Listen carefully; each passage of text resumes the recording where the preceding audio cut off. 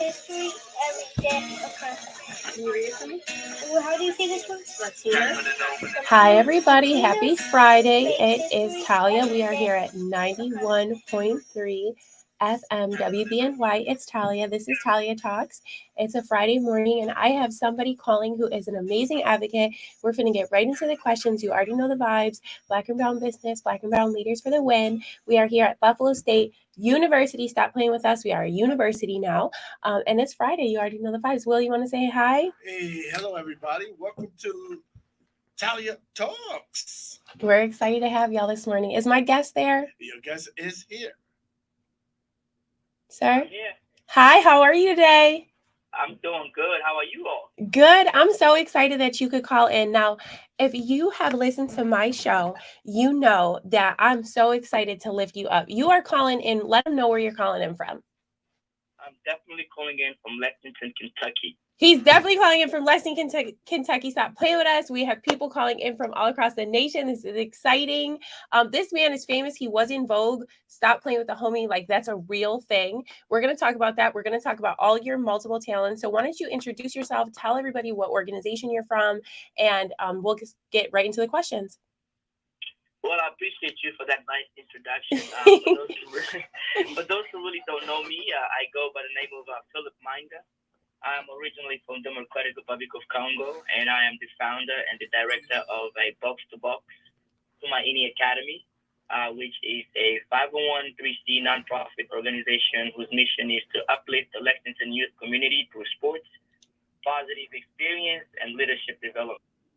And our whole mission aims to level the playing field for refugees and new American students and their families by empowering them to become independent thinkers, high achiever scholars, and productive citizens. So that's what we really do here in Lexington, and that's really what I do here in my city as a former refugee from the Congo. And that's pretty much all about me as well. And I coach soccer as well. Amazing introduction. So we're gonna, Willie, I just want to say, like, the one person that I knew from Kentucky is General William Souter. He was the clerk of the U.S. Supreme Court, and from him, he was my boss, right? I learned a lot from this man who is an American hero. And I know, like, people from Kentucky, y'all have strong personalities. So I was excited to get you on the radio because I was like, I know you're gonna say something and you're gonna bring that energy with you, that I know, in my very limited experience comes with the state. No, yeah, I mean, I'm here definitely just to connect with you guys and just to have a great conversation. That's what I'm looking forward to. Well, I'm excited. We here are at SUNY Buffalo State University. For those of you who are listening and y'all never been to Buffalo, you don't know nothing about Buffalo, we're in 14213, which is one of the most linguistically diverse zip codes in New York State. Okay, there's 40 to 45 different languages that our West Side babies speak when they walk into public school. You already know, Willie. And I talk to Willie in Spanish half the time, but he understands. Willie, did you have anything you wanted to add? No. I'm just I'm very impressed with Mr. Manga. Matter of fact, I know you originally come from Congo. One of my best friends, lady friends, is from Congo. So Wow. yeah. You know, we have a saying in Congo that there's Congolese all over the world, so it truly doesn't surprise me, but also exciting to hear that we have one of our kings out there in Buffalo. So go 243. You already know, like, our community in Buffalo is amazing. It's really strong. It's diverse because of the amazing people who come here from all across the country. So for us, our university is composed of students who have very diverse life experiences, who speak a lot of different languages. And I know that you are going to be a fantastic example for them. So if you're listening to us on the radio, know that we're really excited to have you. And here at 91.3, we are a student-supported radio station. So, Edmondo, Nelly, like, a bunch of students come together to make this place a really cool platform to be able to talk to leaders like you. So you started your organization, you're in Lexington, Kentucky. Can you tell us a little bit about what your personal journey was and why you were motivated to lift up other students in this way? Just like anybody else, like when I share my personal story, so I try to put myself in someone else's shoes and also bring those who may not be aware of what's been happening in the continent of Africa for the last 15 years. Because, there's a variety of issues going on. You've got the food hunger, you've got civil war, you've got all kinds of issues that have to do with human growth and just the human existence. So for me, when I was 10, Unfortunately, growing up in East Congo, for those who know where that is, at once upon a time, it was considered as, I think it still is considered as one of the dangerous parts in the world. And a lot of people really don't know about East Congo. So, you have a lot of, tension between, tribal wars and just, you know, battles that goes on for, whether if it's just, folks fighting for the primacy of the land or natural resources. So, with that being said, one day out of the blue, the situation was just worse than the usual because I tell people all the time that for some of us, that grew up in East Congo, we were almost immune to the system, and it sucks to say that because, that was the way of us, that was the way of life for us. We would go to school for a year and we would sit out for the next 2 months just because there might be a conflict between two tribes or the tension within the government. So that was really our reality, like I said, till that one day, and I was in school, playing ball with my friends out in the yard. And, we studied just like a typical refugee story, you hear gunshots and all that stuff. I took off. So I never really went home and say, hey, grandma, hey, mom, we got to pack up and go. But I made my decision right there, in the middle of the football. And how old were you? I was 10, like I said. I was 10 years old, almost going into 11. And it's so important that we lived up that story because for me in preparation to coming here, I thought about like why I'm so proud to be an American. And I feel like there's moments that will happen and that have happened all across the world where a person makes a decision about either wanting a better life or wanting liberty, and being able to make that decision to even go forward and want more for yourself. You have to have a place in your mind where you feel like you're going to end up. And I feel like a lot of times, like just our country, like the promise of our country is that if you do fight for liberty and you do make it, like we provide a place of safety for you. You know what I'm saying? Like at the end of that journey. So I love that you do that for young people. And, I would say young boys, but I know there's lots of people who are involved of all genders in your organization, and you give them like a sense of community because that's a long journey, right? Absolutely. And for us, that's what we try to do, at our organization, is to create this safe space where, our kids can still belong, because often a lot of people, I think most people understand, if you have interacted, with an immigrant family or refugee family, you know that there's a sense of feeling not welcome or belong, and that's not necessarily because the people want you to feel that way, but it's just a natural way of living. You in a new country. So, and for a lot of us, we go through the ups and downs of, having this culture shock, of this rude awakening, of us now having to build a new understanding because we came here with an understanding that this is a place that we came for safety and we wasn't supposed to experience all the traumas and all the, and all the unrest, and then you come here and then that feeling is all over again, Right. And that's why I feel like, the language. and that's why it's okay. So, tú sabes que yo hablo español. So I was eating with my friends on Fillmore and I was trying to get them to interview and they're like, well, this person doesn't speak English. I was like, nobody speaks English in the West Side. Let's start with that. So I definitely can say like, I know what that feels like sitting in a place where you're immersed in another language, even though I was born in the United States because my family was Spanish speaking, and you just feel like almost intellectually lost. And that's why, like, I think you being able to show the beautiful capacity, the possibilities of our students and through their athleticism, right? But I know when people see their excellence on the field, they think, oh, this kid must be so bright, and they want to learn more about them. So tell me what it's like to be a leader of a youth, like a group of youth who have so much energy and so much potential. I know you mentioned to me a couple of them, have either connections with Buffalo or aware of Buffalo. So like, what is it like to be, the boss of like a group of people who have so much potential and so much talent to give? Well, for me, like I tell everybody, I'm very, very big on my faith. Everything starts with faith with me, and that's where it all starts. And I'm a firm believer of to whom much is given, much is required. Yeah. And like I say, when I first arrived here, there was this rude awakening, not being able to speak the language, food. It was a culture shock for me, and just being able to feel I belong in a group when people are speaking a different language. Like you say, you feel intellectually lost, even though you yourself, you're capable of doing more.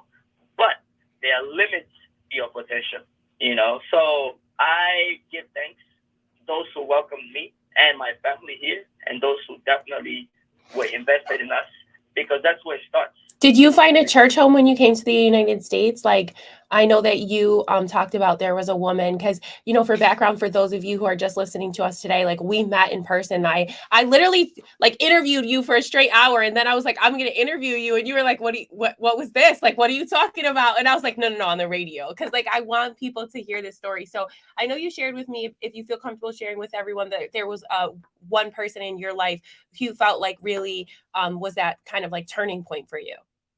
Yeah, no, and that's what I definitely was just getting into. That's where it starts. And I'm a firm believer that God sent her, to intervene in my life and to put me in a place where I'll be able to gain this perspective that I have today. And this woman, really, like I say, she didn't really have to embrace me and my brother John, who graduated from University of Cincinnati, drafted in the Major League Soccer. And now he's coaching at a local university here in Lexington, Kentucky. Oh, how cool. Shout out to him. And all that started because this woman who we met at a soccer field just looked at us, and she was able to identify that something was just a little off with us, and she approached us, in a welcoming manner, as a friend, and just wanted to find out about us, and that's really where it started for me, in some of everything that we're doing today. And a little bit of that is also, my experience and my background, having to flee from the Congo and being able to live in an orphanage for at least 3 years, not being able to know where my parents are, not being able to know if we were able to reunite one day. So I did live with kids that I've lost at all, kids that knew that, my parents are not coming back, kids that have been neglected, from their parents, whether it was because of the economic issues or just because the parents couldn't take care of them anymore at home. Yeah. So I experienced all of those at the orphanage. And I like to think with my experience of living with Miss Hollis, like I said, the woman that embraced me and my brother, by the time I was a freshman in high school, she's really the one that opened my eyes up, in some of what it really means to be a friend, and those are the lessons that we just try to spread with this new generation of young, new American students that we're working with here at Box2Box. Willie, did you have any reflections? No, I think that's great that he's doing that, and it's even greater that somebody was able to take him up and say, okay, here's what we can do, and encourage him, inspire him, and help him to grow, and now be able to reciprocate and do the same for others. So that's awesome. Yeah, it's incredible. And I can say, as a person of faith, for me, like, Miss Hollis and others are what this country's all about. Yeah. Like, people who just see like potential in God's love in other people, and just want to help them show it in their true excellence. So, I'm so grateful. I think I told you, like, I've been so excited about this interview because your voice is such a needed voice. You speak for millions of children who, for a variety of reasons, and all of which are not anyone or their fault, they are traveling the world alone, right? Like, starting 10, 11, 12, 13 years old. And as Americans and as people, as neighbors, we need to decide how we greet them. And you and your brother's excellence, and being able to demonstrate how supporting a person can equal impacting so many others, I think is really just a tremendous story that I'm humbled to be a part of. So if you're listening right now and you're like, oh my goodness, like, I'm all about Lexington, Kentucky, which I'm not even going to fret. Okay, I'm over here Googling Kentucky. Like, so I'm like, what do I know about Kentucky? I just feel like y'all have a strong character. I know about the mountains. I feel like I think about mountains when I think about Kentucky. I think about like this just beautiful, rich, green like environment. So I think that I'm gonna be excited. Hopefully I'll be able to visit your state sometime soon and see what you're doing in person with Box2Box. But like, if people are listening, tell them, one, how you ended up in Vogue, and like why you got 150 views on my Facebook, because I was like, homie was in Vogue. And then also tell them like how they can follow you, support you, and then if there's other ways or other folks that we want to interview, you know, people who like your brother or others on your team who have stories to tell. Like me and Willie are here all summer. I don't want to speak for him, but I think that this is incredible. And this is like why we build this space. So tell everybody who's listening, how can they support you and follow you? Yeah, no, absolutely. And I appreciate you for that segment for sure. What happened with Vogue was, for me, I tried to do everything that, I'm very passionate about. And I'm big on representation because I remember coming here in the United States and even me, I was a prisoner of the moment because I felt like a lot of people didn't understand the term refugee, and I mean by me being a prisoner of the moment because I also believe those negative connotations that went with those words that many people didn't understand, right? So now, having this perspective and being able to graduate from college with a degree in sociology, so I know the power of the word now. Go ahead, front on him, homie. Let him know you have credentials and you've also been in Vogue. Mic drop. Like that's the thing, that's the thing that, I now realize that, being a refugee, we have a story. It's not that you are a refugee and you have a burden or something is wrong with you or you don't deserve the equality that everybody deserves. No, and that's one of the main reasons why I do social media and I'm also involved in fashion and the arts. Is to use that as a tool for representation, to begin and to continue to tell those stories of refugees around the world that you can literally do anything you set your mind to. And I know everybody's very familiar with the term, but that was really the motivation for me. So as much as I'm involved within the art, I got connected with a local company here in town who are a group of my friends. They take pictures. I'm the ambassador of their company. And, I like to do classic things, and I'm a fan of vintage stories and vintage movies, which is how my inspiration of outfits and style comes into play. So one day we went out and played, just got together and took some pictures, and Vogue magazine reached out, and they were very happy with it, and they wanted to post it. So we were okay with it, and really that was the story of that, But as far as like Box2Box, you can definitely follow us at our social media page, which is at Box2Box.org on Instagram. And we also have our website, which is Box2Box with the number 2, not with T-O, Box2Box.space. And that's our website. And there we have all the information concerning our programs and the things that happen within the programs. And for those who want to get involved and connect with us, all the information is on the website.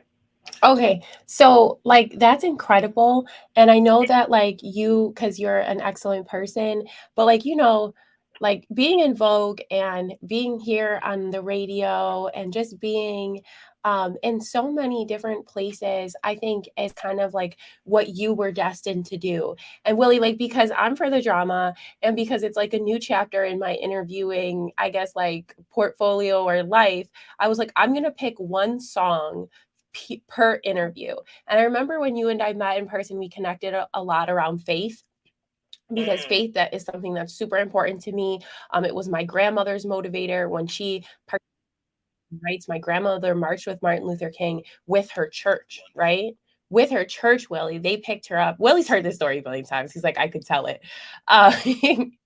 But for me, like, it's really important that people understand, I think, like, the kid that you were at 10, like, God knew you were going to be in Vogue.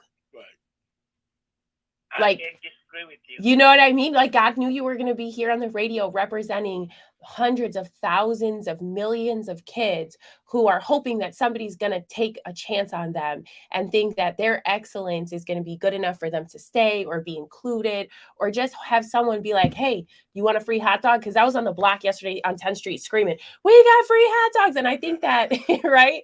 Like, I think that the kindness of Miss Hollis is always going to stay with me. So if you're talking, I always like ask kind of categorically the same kind of questions. But if you're talking to somebody right now who identifies with your message or your journey, and you wanted to give them like a word of advice or motivation, like what would you tell them? You know what I'm saying? Because a lot of people right now, it's a hard time to be new, or it's a hard time to be newly arrived, no matter where you're coming from or where you're going.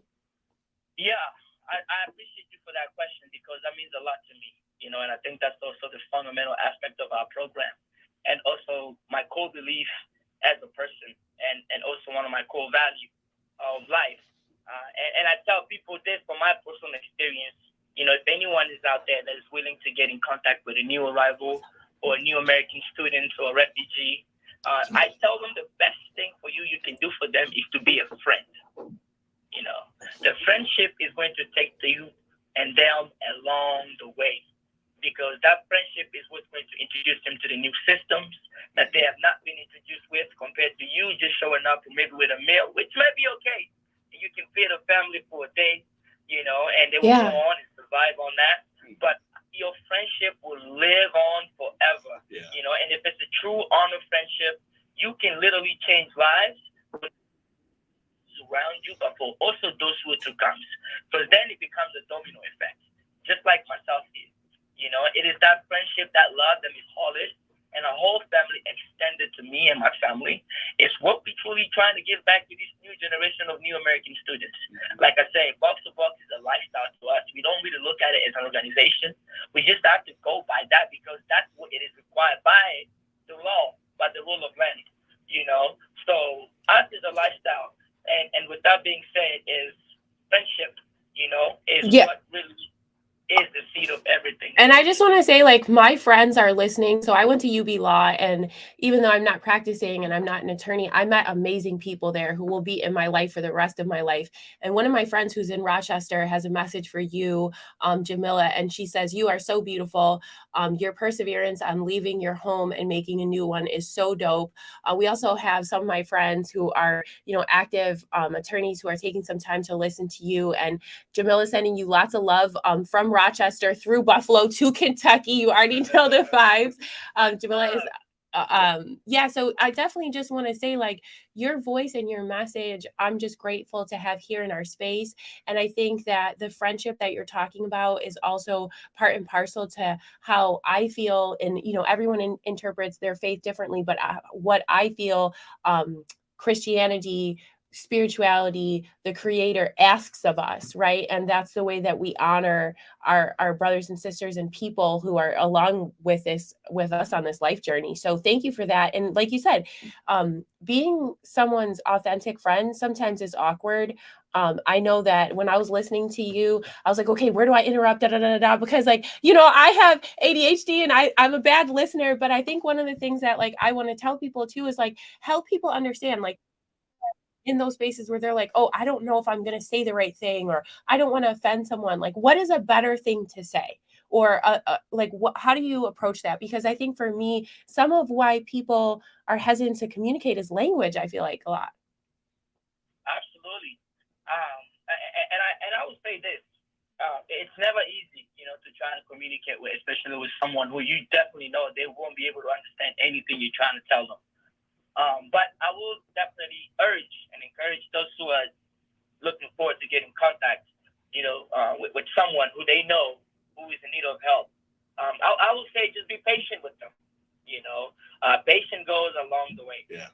Because we have culture shock. In some culture, they, if you come in the house and you leave early, those who are there with you, they might think, wow, this person may not like us. That's why he's leaving so early. And to you, you're like, well, this is probably the best thing for me to do is drop the stuff down, and then let me get back to my normal day. You know what I mean? Well, Philip, you're absolutely right, because I have in the building I live, there's an African lady on the first floor, and I met her. She's a nice lady, but the assumption was because she's out working, she comes in, she's often out, so the feeling is, she don't want to be bothered with the people in the building. Yeah. Exactly. Yeah, and I've been a prisoner of the moment as well. Yeah. Why? Because I am just also going through the viral just like everybody else. But and that's why I'm here sharing with folks and saying that be patient with people. Right. And that gets you to understand really how someone really functions and the way they think, and which will make it easier for you.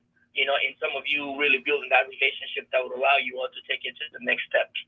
And that was so beautiful. I think what's important for me to understand, and I do this a lot, is when I think about my interviews or I think about experiences, I think, about my like American lens. And I interviewed someone last Monday, and she's going to be featured on a film called From Here. And the film is about belonging. It's going to preview on the World Channel. But I think for me, one of the things it did was like kind of show me the experience of people who are new to other countries. And I took a step back and I was like, hey, this conversation about belonging, about inclusion, about authenticity, or who's really enough of whatever, because I'm biracial, so I'm never Puerto Rican enough or Italian enough or Irish enough. I'm just like awkwardly in the middle, is really like a global conversation. And so many of the conversations that we're having inside the United States are being had in other countries. So I think that kind of, to me, just amplified the importance of your voice. So I would definitely encourage anyone who's listening to check out that film. I will at the folks. They are amazing and real. And also like to learn more about Box2Box, Box two with a T, or excuse me, with a number, Box.space. And then tell me just like, because honestly, I don't mean to sound ignorant, but so many people from my neighborhood, because it's so eclectic and so wonderful and so amazing just being in the neighborhood, a lot of times we don't travel outside our neighborhood. So like, tell me, what is Kentucky like? Like, what is Lexington like? Remember I asked you, I was like, what are y'all eating? Like, what are you wearing? Like, I just want to know, like, what are the trends? And if there's any other people from Lexington, Kentucky that you want to lift up or acknowledge that you think we should be aware of. Yeah, no, I appreciate you for that question because, even me coming from Africa, I never knew what Lexington, Kentucky was. That we all be familiar with the big cities such as New York and Chicago. That I knew, whether it was from movies or just, magazines. But I will say this, living here, I've been amazed, just by the landscape, and also the environment. Kentucky, I wouldn't speak for the entire state of Kentucky, because I haven't traveled throughout the entire state. But just for me here, as a native of Lexington, I would say Lexington is a clean city. I think it's one of the top 15 cleanest cities in the world. Wow. Yeah, if I'm not mistaken. And another fun fact is that Lexington is also the horse capital of the world. Okay. That I figured that. Kentucky. Yeah. So you were absolutely spot on early on when you spoke about the green land and open just space and things of that nature. So that is Lexington. Our downtown, I would say it's very, very modern. It's also evolving. It's not big, compared to other, major cities that is around us like Cincinnati, but it's big enough for Lexington. So I would say there's lots of cool artsy scene within the downtown area that is evolving in, at the right time. Because I would say this, back in the day, Kentucky or Lexington was only known for Kentucky basketball. Okay. Yeah. Oh, so this is sports. Okay, yeah, go ahead. Yeah, so it's a sport town. So when you travel, New York City or LA or up north, Michigan or down south, and you spoke about Lexington, the first thing people brought up was UK basketball or the horses, because of the Kentucky Derby. Right, Kentucky Derby. Yeah. Hey, hey, Philip, what we want to know, if we come there, the food. Yeah, where thank do we you. Go No, because you want to know. Eat? I know that we talked about athletic leadership. Thank you for that. But Willie knows I'm a very food motivated person. So when we visit you, because I think I do want to come down. I mean, you said it sounds beautiful. Like where would you take us to go eat first? Well, lots of options.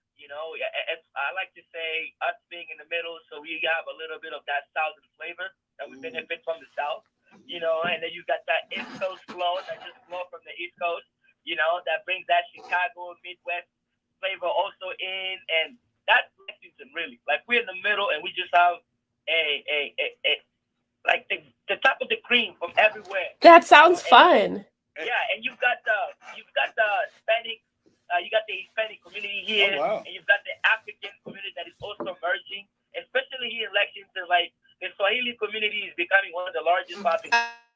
I looked at you. I was like, Mambo. You was like, what? I was like, you don't know. So lots of cool places, lots of cool things to to be interacted with here. Lots of diversity if you're into that kind of stuff. But there's also the specials ones. that you can definitely be familiar with. So cool town to visit, really. Well, And Philip, when you go to a restaurant, though, what do you eat? Like, what do you order? Tell me what you order. Me personally, Yeah. if I have to be honest, and if you follow me on my Instagram, most of my outfit, it mostly comes from food. So I just try a bunch of stuff from everywhere. I wouldn't, because I go by mood. It's like outfit. I'll look at the weather. Okay, I might want to wear a light jacket today, or maybe I want to wear a big jacket today because it's, cold.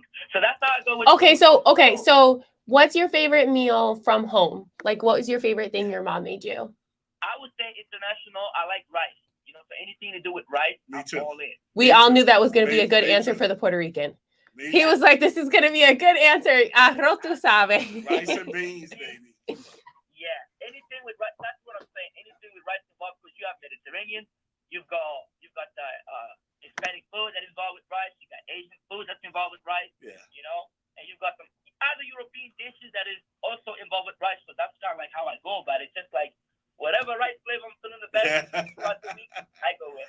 I'm same way. Actually, I'm the same way, Philip. You give me some rice or anything else, I'm happy. Yeah, exactly. Arroz con pollo, tu sabes, para todos los boricuas, which is like one of our favorite things. So, I just want to thank you again for making time to call me and William, for making time to join us in Buffalo, and for being an ambassador for Lexington, the city, and also for, many different children, again, all over the globe who have to make that decision today. And I feel like, as an American, I want to send a message to them, like, make it. And you have a home with us. Like, liberty is a thing that lives in your heart before you get here. So, I just love, like, the energy that you bring, and the fact that you're building community around sports, because soccer is not my favorite. I'm a baseball gal, but I just think that what you're doing is amazing. And it really shows me, like, the power of community building around anything. So before we close the space, I know that I've talked a lot. Do you have any questions for us that you want to ask, or anything that you want to share in closing? No, I'm here for you all, so definitely anything you have for me, I'll definitely share, Oh, hey, Philip, I got some personal questions I want to ask you. Yeah. What are you married, single? What's going on? No, I'm not married. No, right. Not yet. How old are you? Yeah. I am 30 years old. I know I asked you that before. He is 30 years old. This man has been in Vogue. He trains people. You graduate. Say the name of university you went to again. I went to the University of Kentucky. Big Wepa. Okay. University of Kentucky, we love you. We haven't been there yet, but we love you. And like, you are just doing amazing things on the national level. So, thank you. And tell me about, you're planning an event, right? Because I know that I shared you and I was like, at the homie. Is there anything coming up in Lexington that you want people to be aware of that is event based? Yes, absolutely. We do have our annual fundraising that's coming up very shortly in August. It's just another way that we like to bring the community together and, share the story and the news of what's going on at Box2Box. And that's about it. And other than that, we also, here in Lexington, for those who are listening from home, we do have the students' artwork that it's being hanged inside the Lexington Art League, which is at Castlewood. And, some of the items that the students have produced, including T-shirts and clothes and jerseys from themselves, which is their own artwork that has been printed on the stuff. It's, like I say, it's on sale inside the Lexington Art League. For those who want to support our students, feel free to go out there to the Lexington Art League and have a great time, either just checking it out or just enjoy the scene. All that matters. Appreciate you for your involvement. Simple as that. For more, like I said early on, if you just want to keep up with Box2Box, our website again is Box2Box with number 2.space. And the reason why we did that for us is because we feel like we're creating a new space for these new American students here in America, and for the refugees that are coming, and for those who are yet to come. You are incredible. And I know that maybe some of you don't know who's listening, but June is an amazing time of celebration here in Buffalo. We have Juneteenth, which is an amazing, like, Willie, I thought Juneteenth was a Buffalo thing. Here I'm finding out it's a national thing, right? It is big. It is big here in Buffalo. Do you want to say what Juneteenth is? Juneteenth is, oh shoot, I'm put on the spot here. Yeah. Juneteenth is celebrate, kind of like an Independence Day type of deal. for Black folks. Juneteenth, I think that was a time when Yeah.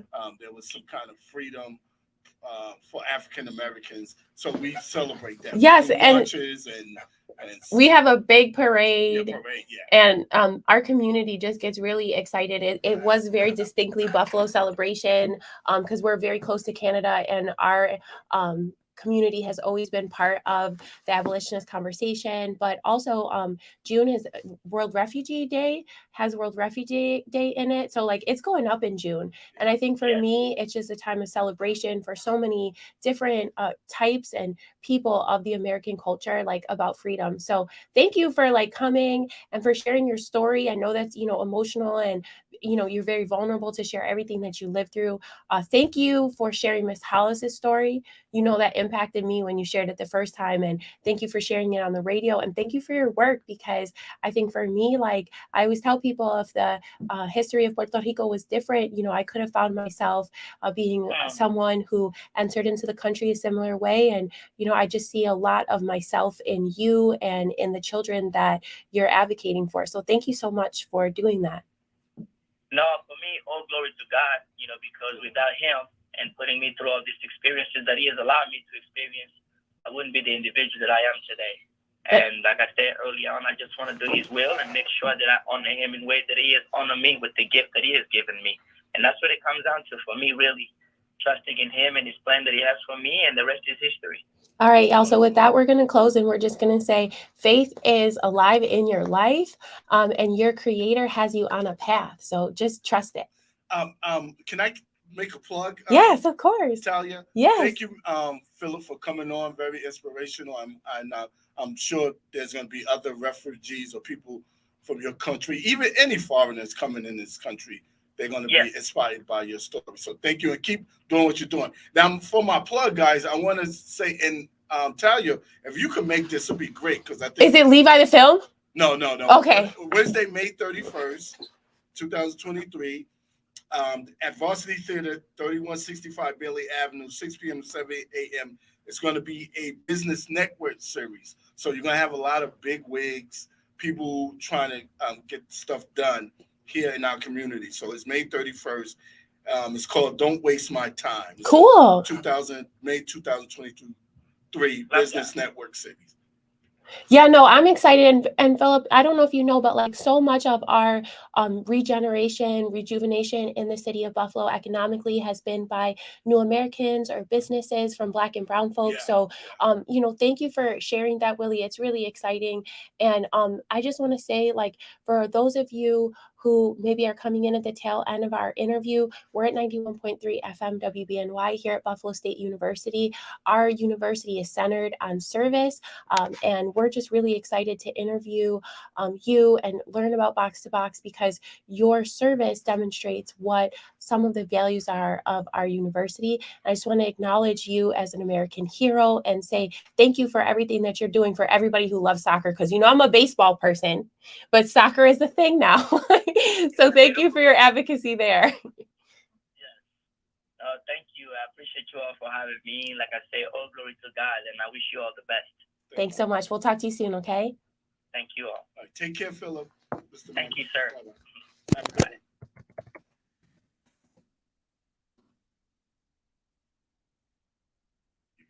It's okay.